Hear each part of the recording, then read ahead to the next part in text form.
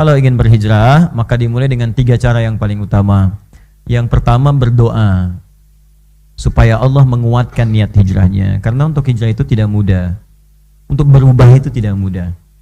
Ya, para akhwat, saudari-saudari saya yang semoga dicintai oleh Allah, kan? Terus yang belum berhijab, ingin berjilbab, itu tidak mudah.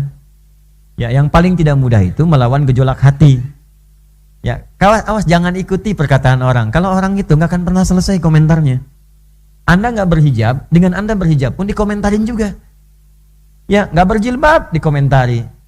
Ya, Anda belum berjilbab dikomentari nih. Wih, bagus rambutnya nih. Kalau berjilbab lebih bagus lagi. Begitu berjilbab, orang lain komentar lagi. Soleha sekarang. Masya Allah. Nggak akan selesai komentar manusia itu. Jadi tempatkan satu aktivitas sesuai dengan ranah hukum yang benar. Ketentuannya apa? Kalau udah gitu istiqomah, selesai. Jelas ya? Dan pikirkan akibatnya, tadabbur namanya. Aduh, saya malu nanti kalau nggak berjilbab sekarang saat hidup. Karena saat wafat, di antara kain kafan untuk perempuan itu ada jilbabnya. Itu beda kain kafan perempuan dengan laki-laki. Ya, kalau perempuan wafat, itu ada bagian helai kain kafan itu untuk kerudungan, jilbab. Makanya jangan mau, ya saudari-saudari saya dimanapun berada, jangan mau dijilbabin saat meninggal. Maksud kalimat saya itu maksudnya begini, jangan mau pas meninggal baru dijilbabin, itu maksudnya. Itu maksudnya. Mulai saat hidup berjilbab sehingga konsisten, saat wafat pun dijilbabin. Kan jadi aneh, hidup tidak berjilbab, wafat dijilbabin. Jangan bikin malaikat bingung.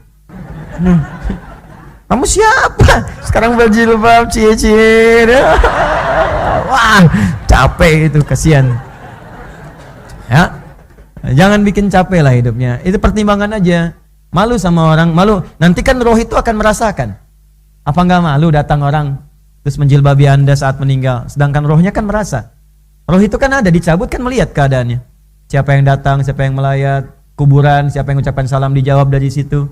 Apa enggak malu ketika enggak berjilbab tiba-tiba dipakein? Nangis Anda nanti dan sudah tidak ada waktu untuk kembali. Anda bermohon pada Allah, ya Allah, fa'asaddaqa aku minas sholihin. Allah, 1 detik aja ya Allah, 1 detik untuk berjilbab. Enggak bisa.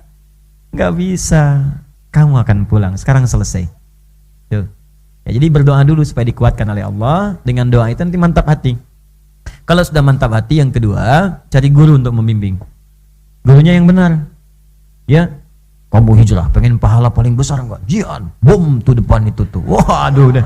Nah, itu tinggalkan. Seperti itu jauhi. Ya, cari guru yang baik. Guru yang baik itu siapa? Cirinya gampang. Guru yang mengajak pada nilai keislaman yang benar. Islam itu damai, Islam itu tenang, Islam itu tentram, Islam itu baik. Itu kata dasarnya. Islam itu patuh, tunduk kepada Allah. Jadi ketika dia ngajak, yuk sholat, belajar dengan baik. Ya, kasih ilmunya, begini cara ilmu sholat yang baik. Yuk berbakti pada orang tua, gini caranya. Yuk bertetangga yang baik. Yuk dengan teman-teman yang baik. Yuk kemudian cari berkata yang tutur baik. Itu guru yang benar.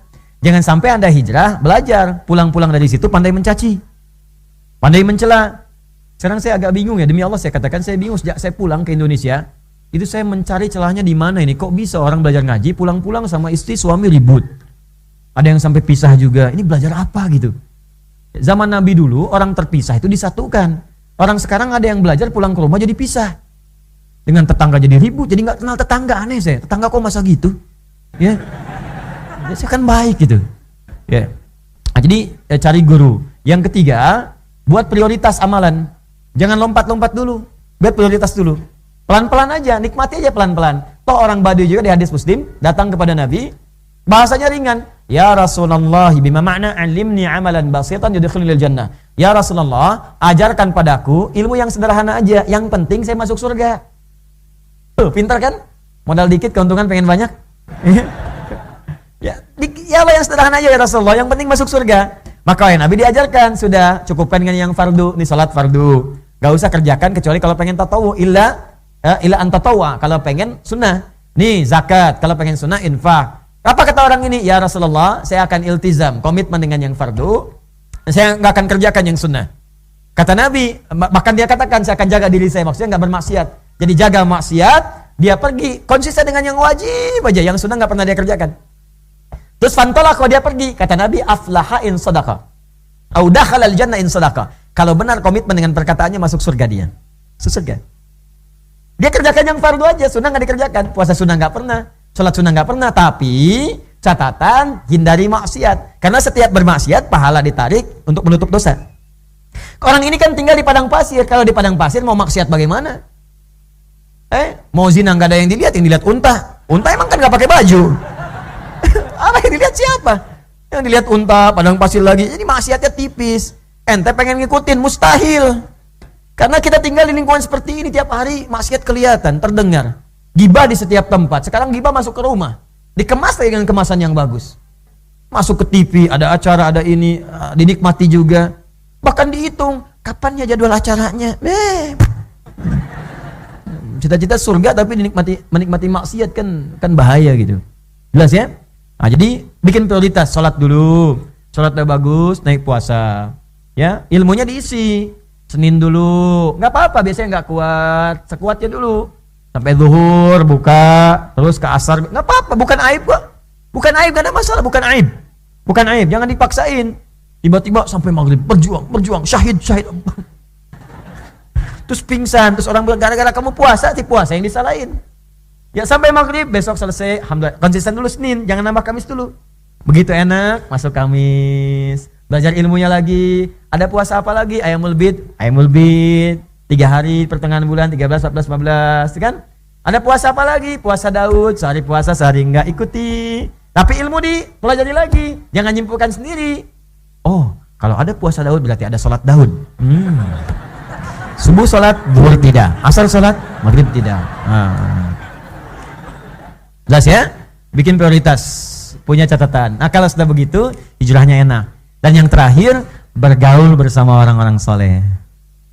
Itu dia cukup dengan amin, gaul, lihat ya, lihat. Maka di dalam rumah hijrah bareng-bareng, suami jadi soleh, istri jadi soleha, maka anak otomatis akan soleh semua. Tetangga cari teman yang soleh. Antum kalau cari ilmu, cari sekolah-sekolah yang baik, kampus yang baik, pilih teman-teman yang baik. Di kantor pilih teman-teman baik, supaya mengajak pada yang baik. Jadi kalau sudah gotong royong ibadahnya ringan nanti. Begitu misalnya maaf ya, Allahu Akbar, teman yang ngajak, ayo ke masjid. Tuh. Tapi kalau nggak dapat yang begitu nanti susah. Yuk, sholat yuk. Sholat nomor 2, nomor 1 ini dulu. Nah itu susah nanti, capek. Carilah rezeki itu teratur. Dunia kita sudah jelas, surga kita yang belum jelas. Jika Anda belum mampu berlomba dengan orang soleh meningkatkan kebaikan, maka berlombalah dengan para pendosa untuk bertobat di hadapan Allah Subhanahu wa Ta'ala.